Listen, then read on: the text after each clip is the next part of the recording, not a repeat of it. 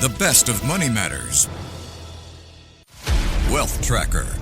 Welcome to the Wealth Tracker, where we dive into the uncharted territories of niche investment strategies that promise to redefine wealth. Hello, I'm Hongbin Jeong.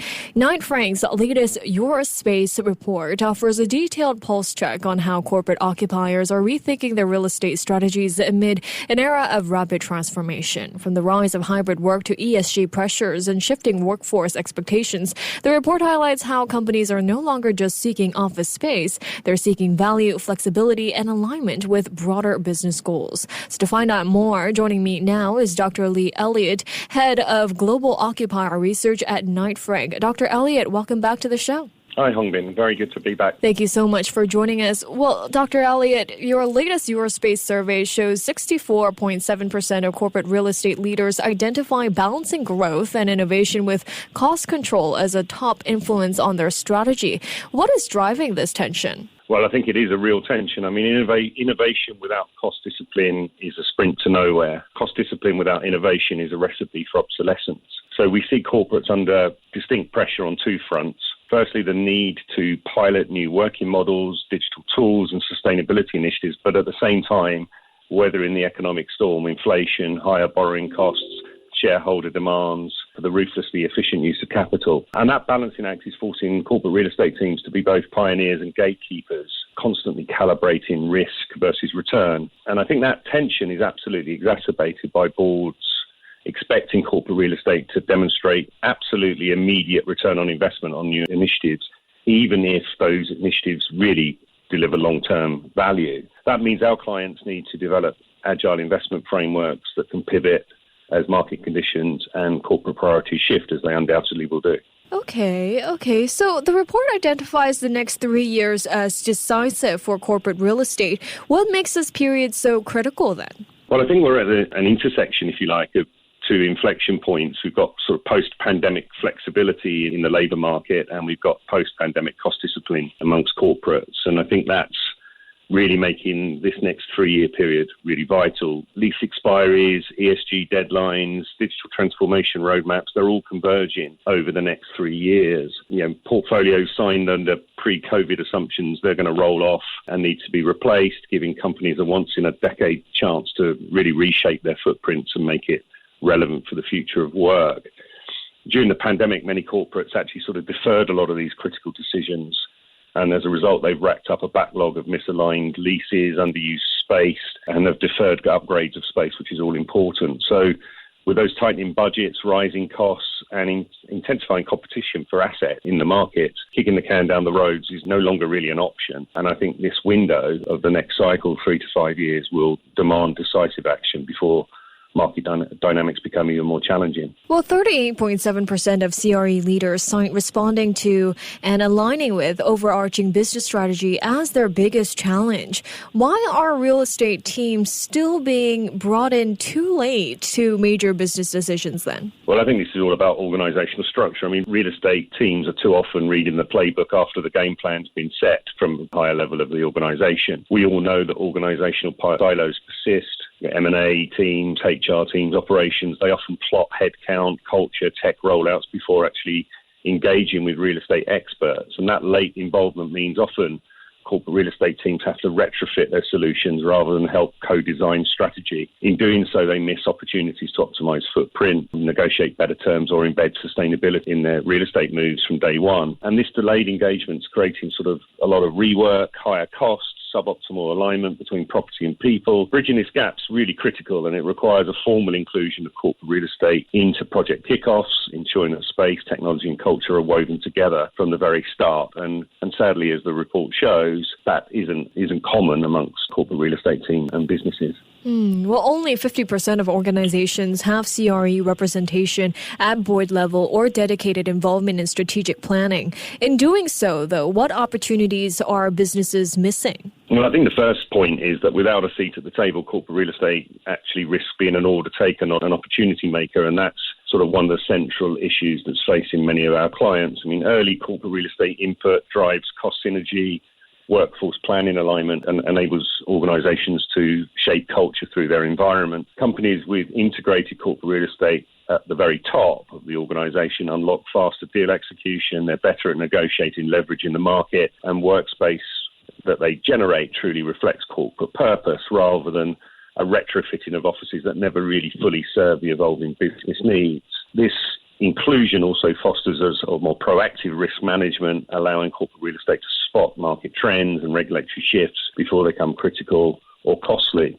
Ultimately, it turns real estate from a back office function, if you like, into a strategic enabler of growth and employment engagement. And I think it's the number one issue that's facing many of our clients. But despite cost pressures, 50% of respondents expect their portfolios to grow over the next 3 to 5 years. How do you reconcile this with the right-sizing narrative? Well, I think right-size as a term has been misappropriated. I mean, right-sizing isn't a haircut, it's a makeover. And if you look at this, sort of growth in our report means sort of smarter growth. You know, we have got firms that are shedding underperforming secondary space, but at the same time investing in high-value hubs, whether that's innovation labs, flexible workspaces, or increasingly ESG-compliant assets. And don't forget, they'll also be adapting to a very new geopolitical and geoeconomic reality, which will actually mean that they need to put more flags in the ground around the world. So as a result, that net footprint might actually grow, but it's all about the reallocation of capital into the square footage that truly drives performance. We're seeing companies prioritise quality and functionality over sheer scale, using right sizing as a tool to unlock resources for their strategic expansion. And this approach enables them to balance cost discipline with the need for modern, purpose-built environments that are crucial in attracting talent and supporting new, flexible ways of working. And 54.8% cite portfolio right-sizing as their biggest portfolio management challenge. But the report shows this isn't just about shrinking, but aligning footprint with purpose. Can you explain the shift? Yeah, it's a bit like what I've just sort of talked through, that, you know, we've moved from how do we cut space to how do we fit into the space that we want to take forward. And the emphasis is now very much on aligning each square foot of the corporate real estate portfolio with its intended business outcome, whether that's collaboration, focus, brand projection, or indeed cost efficiency. And that means corporate real estate teams need to take a much more surgical approach. They need to reallocate space where it adds value, rationalising legacy leases and creating optionality so that portfolios flex as headcount and market conditions change. This sort of shift is reflecting a broader understanding that space is dynamic. You know, it's not just a fixed overhead. And by viewing real estate through a performance lens, I think corporate real estate teams can really deliver environments that directly support business strategy rather than simply reducing costs. Now, 30% of CRE leaders identify delivering higher utilization and occupancy as their top workplace challenge. What are the most effective strategies you're seeing to address this? Well, I think we're in a world now where an office must earn its keep every day, and it's experiences, not empty desks, that drive utilization. The most successful companies in the market are treating their workplaces like premium venues. They're deploying real-time occupancy sensors, smart booking platforms so that employees can reserve desks, rooms or amenities on demand. But in addition, sort of the very best are layering hospitality-grade services. So think on-site barrister stations, flexible wellness rooms, rotating learning labs, all those sorts of things, often curated through partnerships with local vendors to keep the environment fresh and engaging. And crucially, they're using a continuous feedback loop of surveys and space usage and analytics to iterate the space rapidly. So the corporate workplace, which used to be very fixed, has become much more of a curated experience and environment.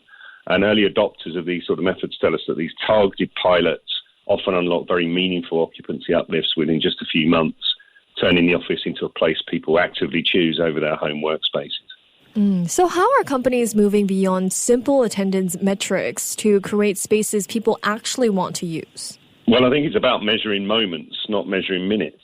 Forward-looking firms track activity patterns, heat maps of collaboration zones, utilisation of huddle rooms, how long people are dwelling in the cafe, and correlating that with employee experience surveys. As a result, they get data-driven design tweaks.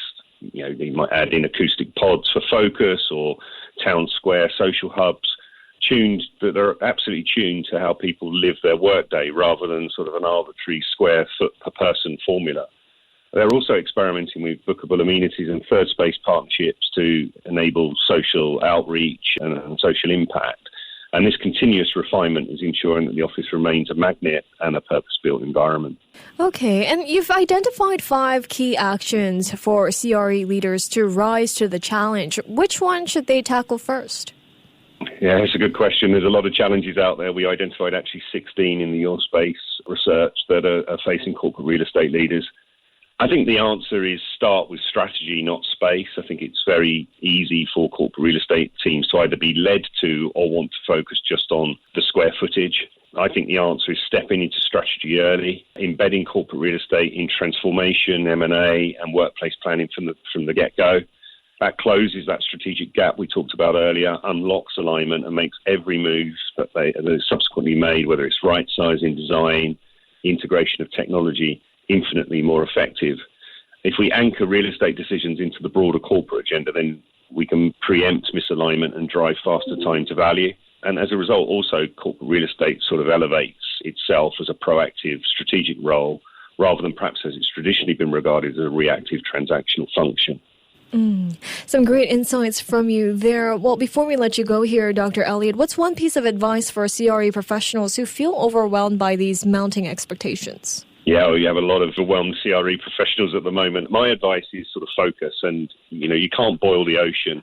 It's all about picking the highest impact lever. Ideally, identify the one challenge holding back your business most, whether it's underutilized space, misaligned design, or a lag on ESG, and deploy a minimal viable solution pilot. So I think piloting is key. Prove value quickly, and then scale from that pilot. This sort of agile, more iterative approach builds momentum, credibility, and gets stakeholder buy-in, and that allows you to tackle the next high-impact challenge with greater confidence. Remember, sustainable change actually comes from focused wins, not grand gestures, particularly in this environment. And this is key to what we call as the subtitle of our report, Rising to the Challenge. Great. Well, thank you so much, Dr. Elliott, for joining me today. Absolute pleasure. Thank you. Thank you. That was Dr. Lee Elliott, Head of Global Occupier Research at Knight Frank. This has been The Wealth Tracker with me, Hongbin Jeong. Before acting on the information on Money FM, please consider if it's suitable for your own investment objectives, financial situation, and risk tolerance. To listen to more great interviews, download our podcasts at audio.sg or download the audio app. That's AWEDIO, audio at the App Store and Google Play.